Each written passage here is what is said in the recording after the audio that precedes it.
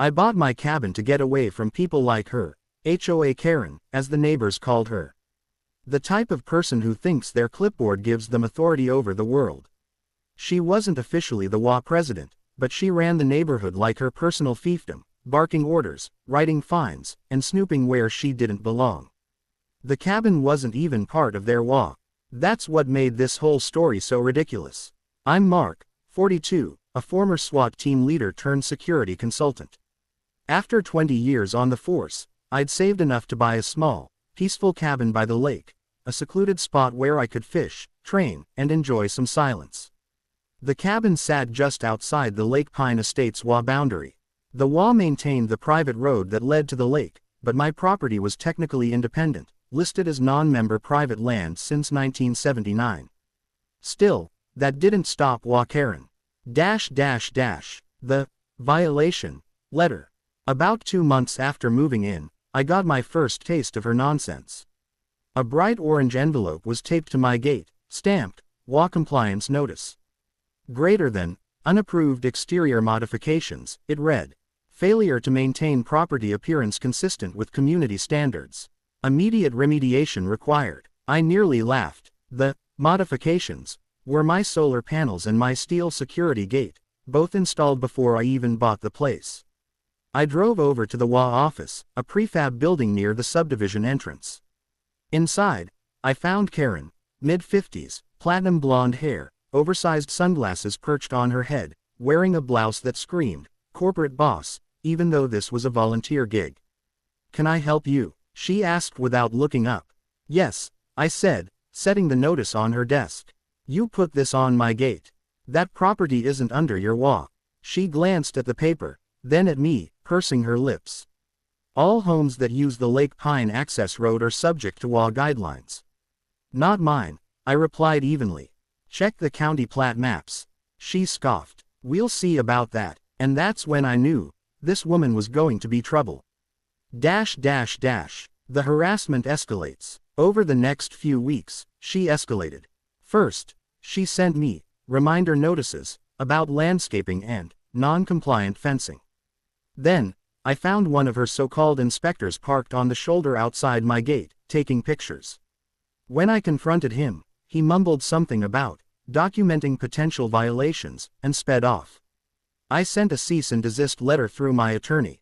Karen ignored it. Then came the final straw. I came home one afternoon to find my padlock cut open, a brand new master lock, snapped clean through. The gate hung open slightly, and I could see tire tracks in the dirt driveway leading up to my cabin. Someone had been inside, and I already knew who. The setup. I checked my security cameras. Sure enough, footage from earlier that morning showed Karen and 2 men in safety vests marching up the driveway, clipboard in hand. They peered in my windows, walked around my deck, and even opened my tool shed. I could hear her voice on the recording, loud and entitled.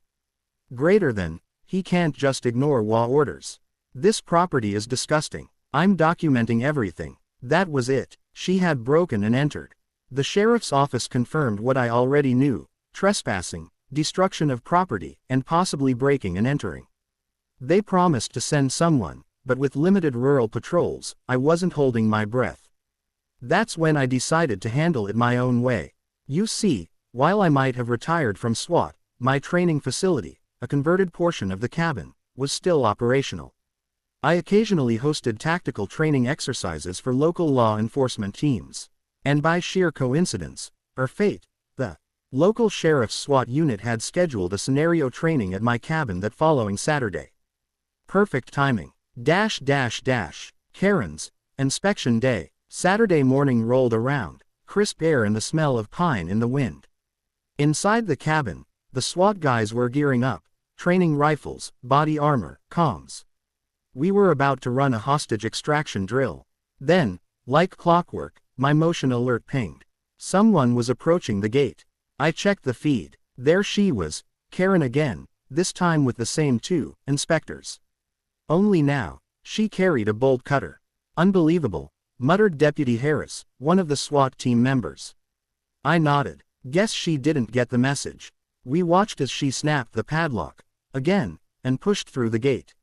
She gestured dramatically at my cameras. Greater than, he can't record us. HOA inspections are mandatory. They trudged up the gravel path, talking loudly about noncompliance and community standards. The SWAT guys were half laughing, half incredulous. Mark, what do you want to do?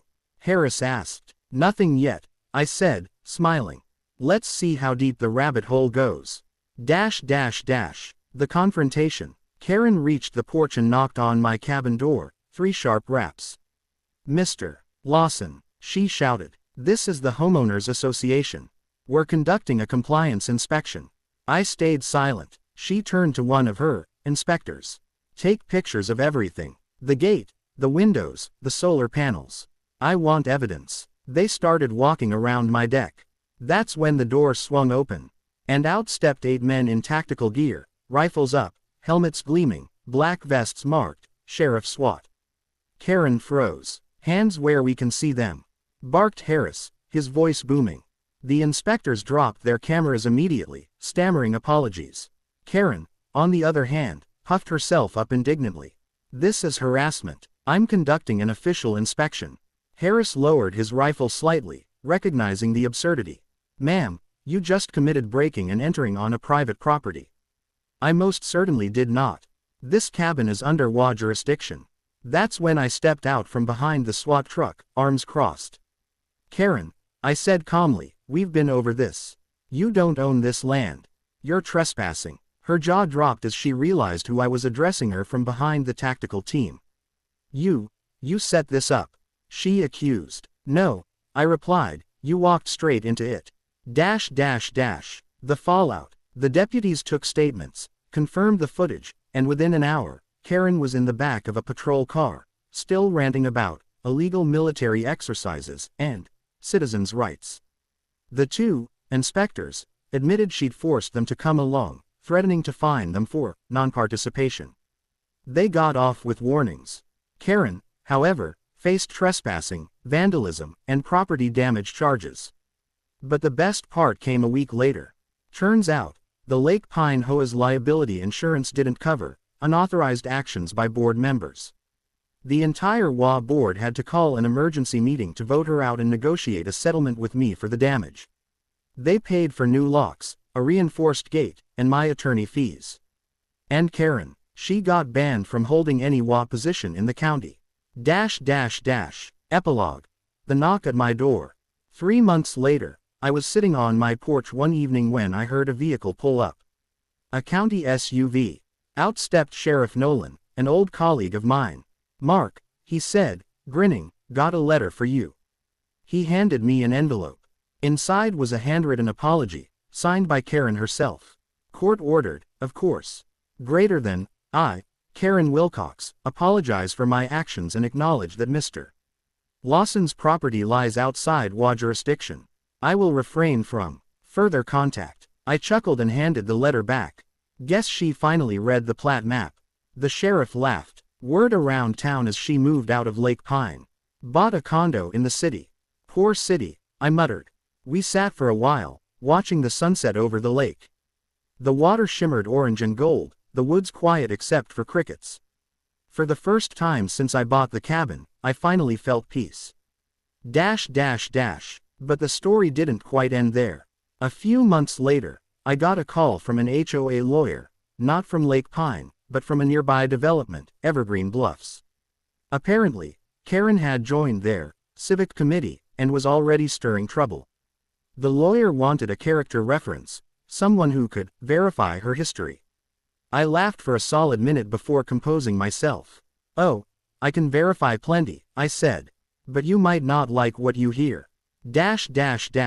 Karen's last mistake. About 6 months after that, my friend Harris called.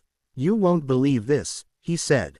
Remember Karen? How could I forget? She tried to cite a county fire marshal for parking an inspection truck on a non-compliant grass surface. He gave her a ticket for obstruction. I nearly spit out my coffee. Apparently, she'd also been banned from 2 Facebook neighborhood groups for aggressive behavior. By then, her reputation had spread across the entire county. Realtors whispered warnings about her to potential homebuyers. One local paper even ran a humor column called, Tales from the HOA, the legend of Karen. She'd become an urban legend of sorts, the overzealous HOA enforcer who got taken down by a SWAT team. Back at the cabin, I didn't see her again after that. Life at the lake returned to quiet normalcy. The woods reclaimed the edges of my driveway. Deer came out at dawn again. Sometimes, when I sip my coffee on the porch, I glance at the repaired gate and the new heavy-duty lock. A reminder that peace needs protecting. My neighbors, those not part of the HOA, still laugh about the incident. They even printed a small wooden sign for my fence. Greater than, SWAT training area, HOA trespassers will be educated. It's half joke, half warning. Every now and then, a delivery driver or camper asks about the story, and I tell them the short version. Greater than, and HOA lady thought she ran the world. Turns out, she walked into a SWAT drill instead. They always laugh, shaking their heads. And I always smile, because for me, it wasn't just about revenge, it was about boundaries. People like Karen don't understand that ownership doesn't mean authority. You can't bully your way onto someone's land, no matter how many bylaws you print or committees you form. The woods, the water, the quiet, they belong to those who respect them. Not to those who crave control. The moral, in the end, Karen taught the whole county a valuable lesson. You can't enforce power where it doesn't exist. Her obsession with control blinded her to the simple truth that not everyone wants to live under someone else's thumb. As for me, I still host the occasional tactical session at the cabin. And every time we run a breach drill, someone jokes, "Hope the HOA doesn't drop by again." I grin and reply, "If they do, we'll be ready." And we always are.